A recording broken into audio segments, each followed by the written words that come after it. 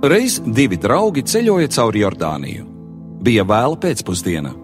Viņi apsēdās ceļmalā atpūsties un vēroja, kā 3 gani pie ciema akas dzirdina savus ganāmpulkus. Visu 3 ganāmpulku aitas bija sajaukušās kopā, un ceļiniekiem šķita itin interesanti, kā tad tās tiks atkal atšķirtas. Kā jūs tagad atšķirsiet, kuram ir kura aita? Jautāja viens no draugiem. Pavisam vienkārši, atbildēja gans. Aitas taču pazīst savu ganu. Mēs tās pasauksim, un viņas mums sekos.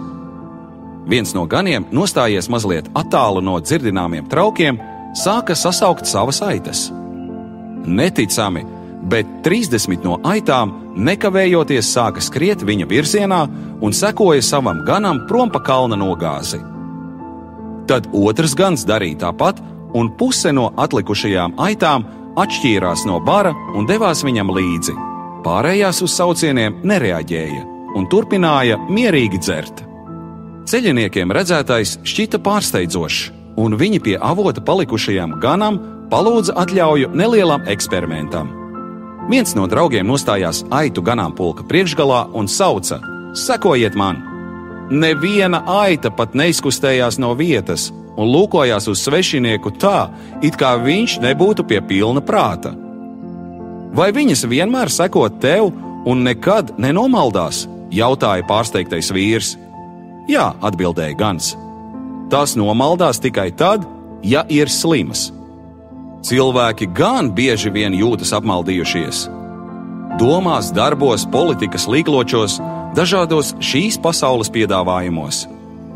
Nejauc man galvu ar savām idejām. Tā taču mēs mēdzam teikt, vai ne? Nemāci mani, es pats zinu. Bet vai tiešām zinu? Mēs katrs savā veidā esam slimi, gluži kā šīs aitiņas, kas nedzird labā gana balsi. Mums katram sava kaite.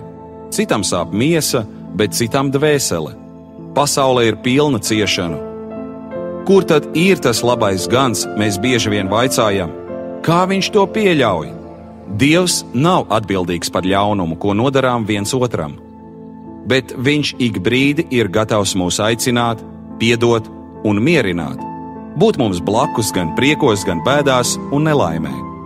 Viņš spēj mūs aizvest tādos ceļos, kas ļauj ieraudzīt ne tikai šīs pasaules horizontus, bet arī daudz tālākais tiem. Un varbūt tad mūsu acis kļūs redzīgas un sirdis dzīvas.